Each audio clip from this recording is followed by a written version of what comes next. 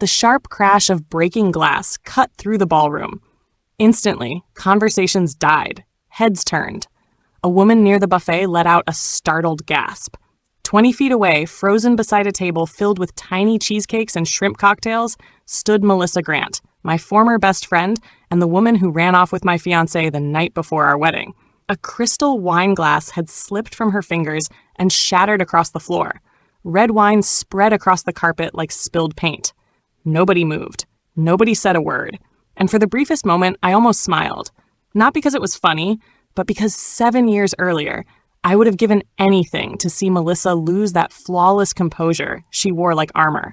Back then, I had been the one falling apart. Back then, I had been the one everyone stared at. Now, for the first time, it was her. The first warning sign was silence, not the peaceful kind. The unsettling kind that creeps in when something is wrong, but nobody wants to say it out loud. I stood in my kitchen staring at my phone for what felt like the 100th time that morning. No messages, no missed calls, nothing. My wedding was supposed to start in less than 4 hours. The florist had already delivered the arrangements. My aunt was helping decorate the reception hall. Relatives had traveled from 3 different states to be there, and my fiancé wasn't answering his phone.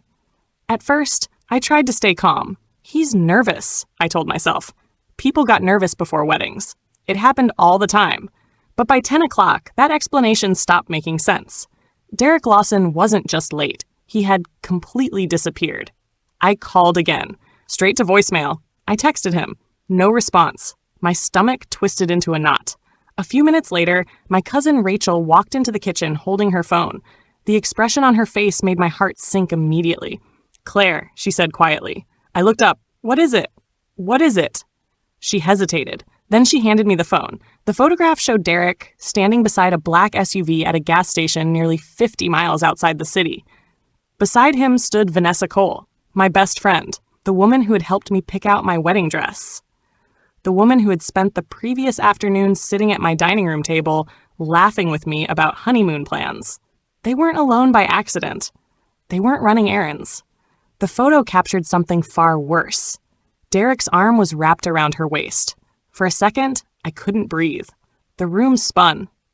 "This isn't real," I whispered. Rachel didn't answer, because we both knew it was. My hands trembled as I stared at the screen. Then my phone buzzed. A text message. Just 6 words. "I'm sorry. I can't do this." That was it. 5 years together. Thousands of memories. Hundreds of plans. 6 words. No explanation. No apology. No goodbye. I don't remember much of the next hour. Only fragments. My aunt crying. My father pacing. Guests arriving at the venue. Questions nobody could answer. At some point, someone asked whether we should postpone the ceremony. I laughed. Actually laughed. The sound shocked everyone in the room, including me. Because there wasn't going to be a ceremony. There wasn't going to be a marriage. There wasn't even going to be closure. Just humiliation. The worst part wasn't losing Derek. Not immediately. The worst part was making the phone calls, over and over, repeating the same awful story. No, the wedding isn't happening. No, he's not sick. No, there's no misunderstanding. Each conversation felt like reopening the wound. By evening, I was emotionally numb. The reception hall sat empty. The wedding cake remained untouched. The honeymoon tickets were useless. And the future I'd spent years planning had vanished in a single day. A week later, rumors spread across town. People talked. They always do. Some said Derek and Vanessa had fallen madly in love. Others claimed they'd been secretly seeing each other for months. Nobody knew the whole truth. Least of all me. What I did know was this. The 2 people I trusted most had disappeared together. And they hadn't looked back.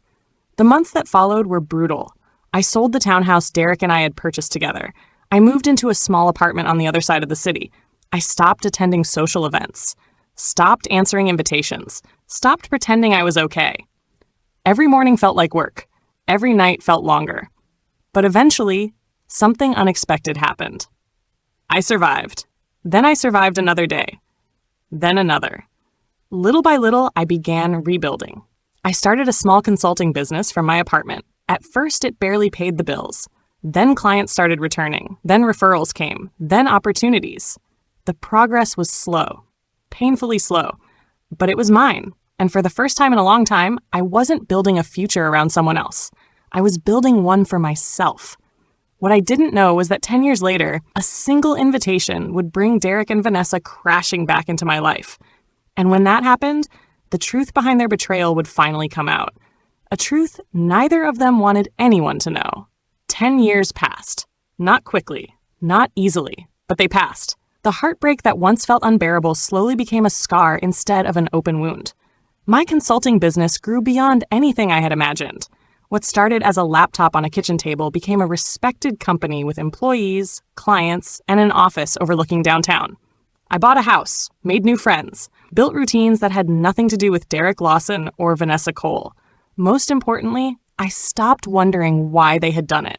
The answer no longer mattered. Or at least that's what I told myself.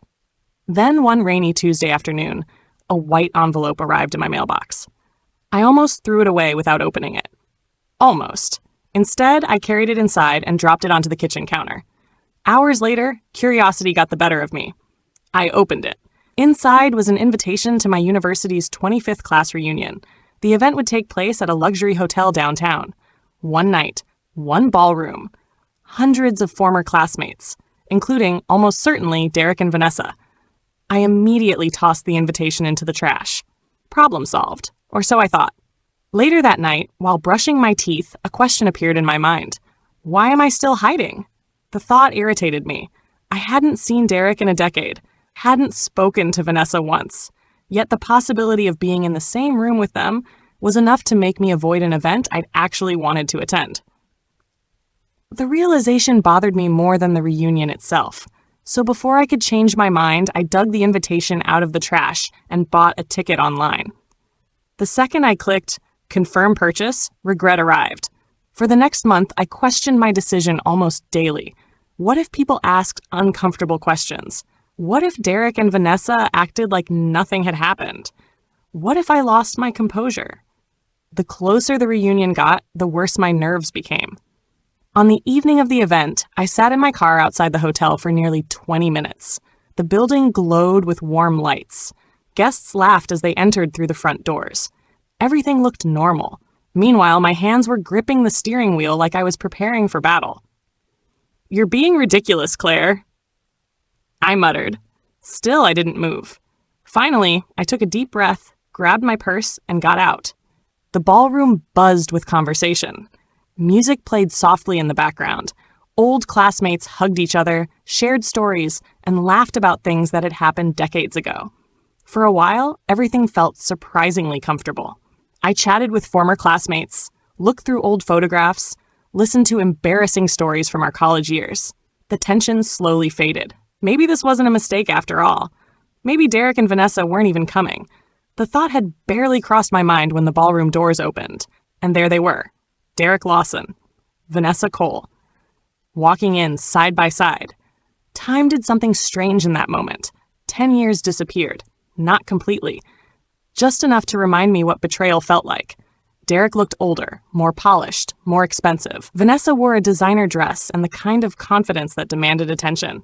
Several people immediately walked over to greet them. They smiled, laughed, accepted compliments. It was obvious they enjoyed being noticed. I looked away. Unfortunately, Vanessa spotted me. Our eyes met across the room. For a fraction of a second, her smile vanished. Then it returned. Brighter than before. Fake. Carefully controlled. The same smile she'd worn when she lied to me 10 years ago. A few minutes later, Derek approached. Claire, hearing his voice again felt strange, like opening a book you'd finished years ago. Derek. His smile remained in place. You look great. Thanks. An awkward silence followed. Then Vanessa joined us. Claire, wow, it's been forever. I almost laughed. Forever. As if we'd simply drifted apart. As if she hadn't disappeared with my fiancé the day before my wedding. But I stayed calm. Yes, it has. More classmates joined the conversation. Soon we were standing in a small circle near the bar. For a while, everything remained civil. Then Vanessa started talking. About luxury vacations, about beachfront resorts, about expensive renovations. Every story somehow circled back to money, status, or success. The performance was exhausting. Finally, someone turned toward me. So Claire, what have you been up to? Before I could answer, Derek spoke. I heard she's running some kind of consulting company. Some kind. The words were subtle, but intentional. I smiled. Actually, we're doing pretty well. That's good, Derek said. The way he said it immediately annoyed me. Not supportive, not sincere, patronizing. Like he was congratulating me for surviving. Like he still believed he was the winner of a competition I hadn't realized we were having. I excused myself and walked toward the refreshment table. My pulse was racing. I hated that. After 10 years, he could still affect me. I grabbed a glass of water and tried to steady myself. Then I heard footsteps behind me. I turned. Derek was standing there, alone. And something in his expression told me he hadn't come over to apologize. Not even close. Funny, isn't it? He said. What is? How everything worked out. The smile on his face made my stomach tighten, because suddenly I knew exactly where this conversation was heading, and I had a feeling the night was about to get much worse. Derek swirled the ice in his glass and glanced around the ballroom. Then he smiled. Not the warm smile I used to know. This one was different. Smug. Satisfied. The smile of someone who thought he'd already won. Funny, isn't it? He repeated. What's funny? 10 years ago, I thought walking away would be difficult. I stared at him. He took a sip of his drink. Turns out it was the best decision I ever made. The words landed exactly the way he'd intended. Like a slap. For a moment, I simply looked at him. Not because I was shocked, because I was amazed someone could still be that arrogant after all these years. Derek, he interrupted. I mean, look around. His hand gestured casually toward the ballroom. Everything worked out exactly the way it was supposed to. Several nearby conversations had already started slowing down. People were listening. Whether Derek realized it or not, he suddenly had an audience. I don't regret anything, he continued. Not leaving. Not choosing Vanessa. None of it. The room grew quieter. I noticed people exchanging uncomfortable glances. A woman standing near the bar lowered her drink. Someone else stopped mid-conversation. Derek didn't seem to notice. Or maybe he didn't care. For 10 years, he'd probably been telling himself the same story. The story where he was the hero. The story where leaving me was justified. The story where everyone eventually agreed he made the right choice. Unfortunately for him, reality wasn't cooperating. You know, he said, leaning slightly closer, sometimes people end up exactly where they're supposed to be. There it was. The insult hidden inside a compliment. The suggestion that his life had become extraordinary while mine had merely become acceptable. I felt my jaw tighten. Across the room, Vanessa was watching. She wasn't stopping him. She wasn't embarrassed. She was just standing there, watching. Exactly like she'd watched 10 years earlier. The realization hurt less than I expected, because suddenly I saw them clearly, not as the people who destroyed my future. Not as villains. Just two deeply unhappy people still trying to convince themselves they'd made the right choices. I opened my mouth to respond, but before I could, a familiar voice interrupted. Claire! The voice came from the ballroom entrance. Bright, excited, unmistakably young. Dozens of heads turned, including mine. A little girl came running through the doorway, dark curls bouncing with every step. A huge smile stretched across her face. Behind her walked a tall man in a navy suit. The moment I saw them, I couldn't help smiling. Lily! The little girl ran straight toward me. I barely had time to crouch before she threw her arms around my neck. The entire room watched. Then came the moment nobody expected. Not even me. Mom! The word echoed through the ballroom. Conversation stopped instantly. A glass slipped from someone's hand. The crash seemed to echo forever. I looked up. Vanessa stood frozen, her face completely pale. Meanwhile, Derek looked utterly confused. Lily hugged me tighter. I laughed despite everything. Looks like you did. The tall man finally reached us. His name was Adrian Hayes. Architect. Widower. The kindest man I'd ever met. The man who had slowly become the most important person in my life. Sorry, Adrian said, smiling. She spotted you before I could stop her. No, you didn't. Okay, he admitted. I really didn't. Several classmates laughed. The tension in the room shifted instantly. Questions began spreading through the crowd. Who was the little girl? Who was Adrian? How did they know Claire? And most importantly, why had nobody heard about any of this? Lily took my hand. Can I have cake now? I laughed. That's why you came, isn't it? She nodded proudly. Mostly. More laughter erupted nearby. Even people who didn't know the situation could sense something had changed. The spotlight Derek had wanted for himself had completely disappeared. Now everyone was looking at me. Not with pity, not with sympathy, with curiosity. And suddenly, for the first time all evening, Derek looked nervous. Very nervous. Because he had just spent 20 minutes acting as though my life had never recovered. Only to discover he knew absolutely nothing about it. As classmates gathered around us, introductions began. Questions followed. And before long, the truth about my life over the past decade would begin coming out. A truth that would completely destroy the story Derek and Vanessa had been telling everyone for years.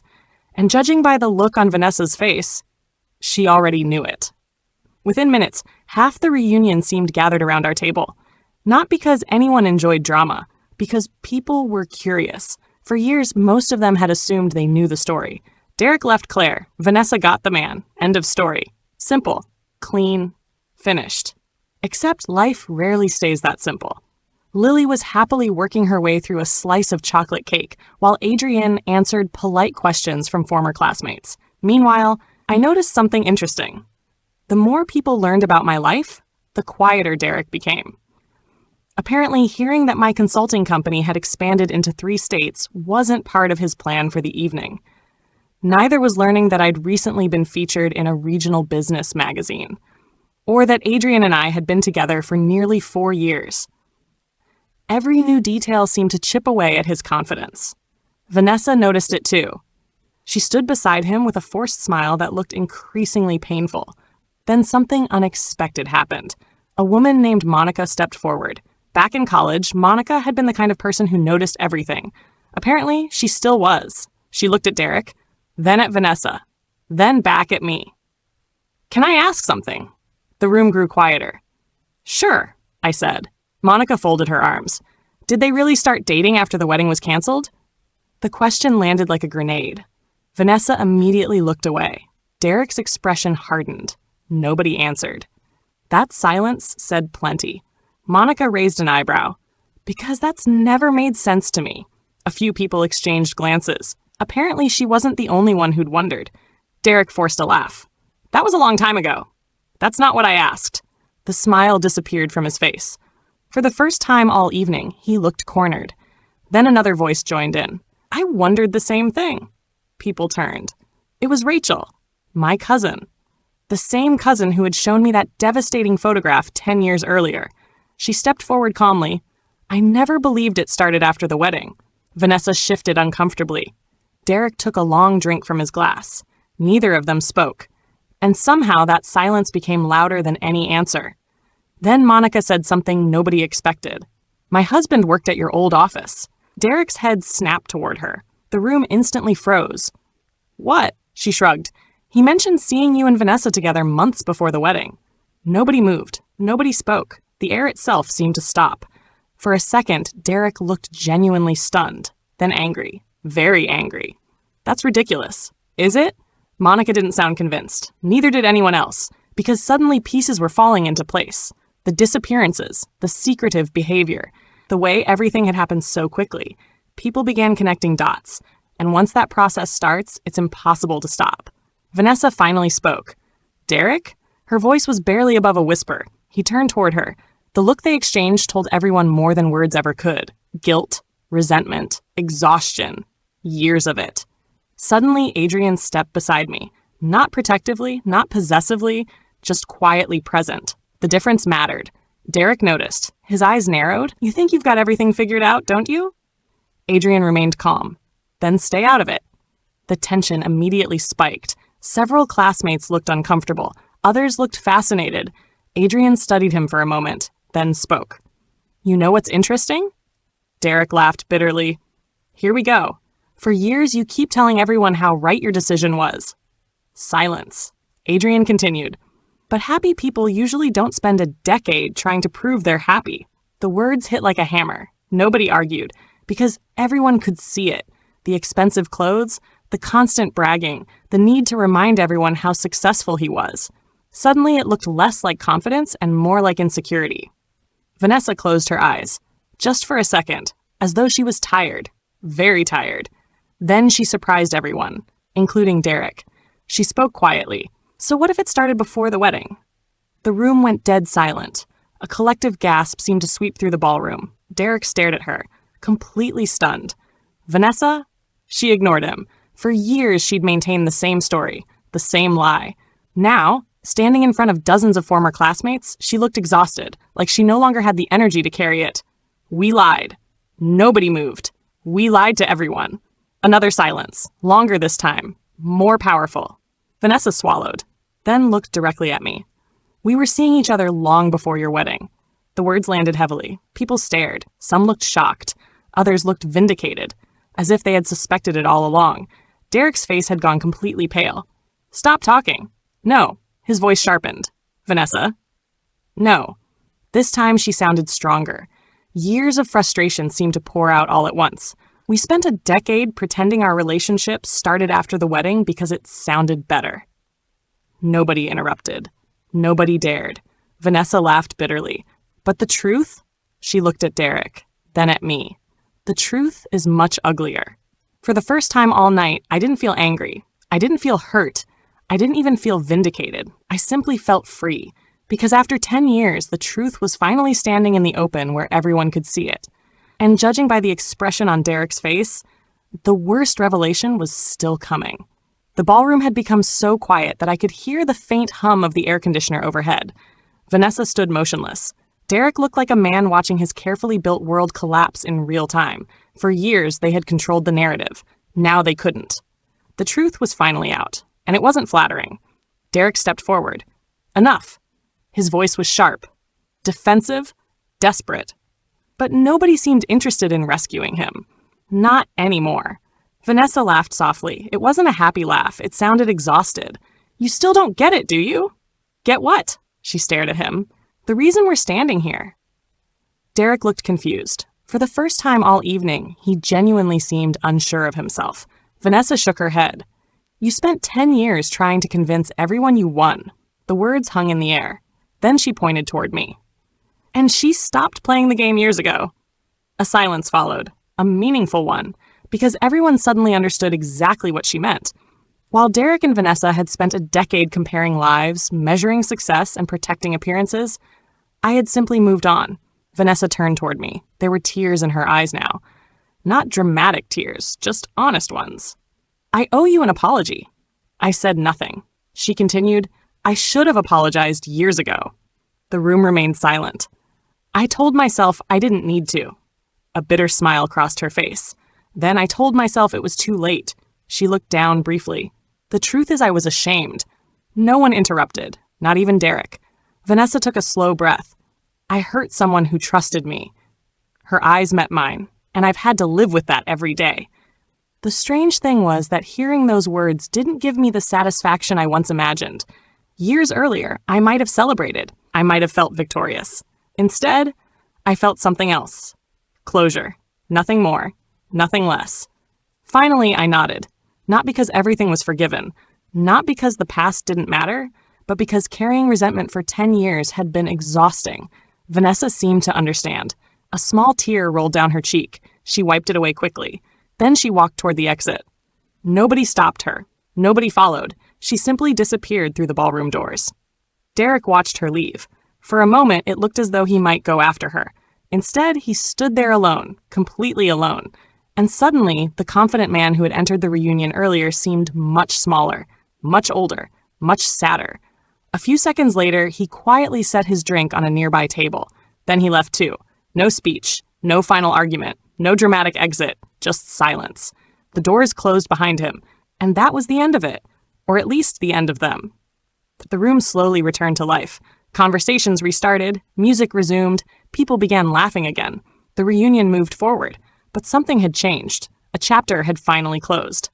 Later that evening, I stepped outside onto the hotel terrace. The city lights sparkled in the distance. The cool night air felt refreshing, peaceful. A few moments later, Adrian joined me. He handed me a cup of coffee. Neither of us spoke immediately. Finally, he smiled. You okay? I thought about the question, about the wedding, the betrayal, the years of rebuilding, the reunion, the truth. Then I smiled, a real smile, the kind that comes from deep inside. Yeah, I said, I think I finally am. Adrian squeezed my hand. At that exact moment, the ballroom doors burst open behind us. Lily came running outside. There you are! She wrapped her arms around my waist. We've been looking everywhere. I laughed. Have you? Yes. She pointed dramatically toward the ballroom, and they brought out more cake. A very serious announcement, the most important news of the night, according to her. Adrian laughed. I laughed. Even Lily laughed. And standing there beneath the city lights, I realized something important. For years, I thought the worst day of my life had defined me. I thought being abandoned was my story. It wasn't. It was just one chapter. A painful chapter. But not the ending. The ending looked nothing like I expected. It wasn't revenge. It wasn't public humiliation. It wasn't watching other people fail. It was this. Peace. A man I trusted.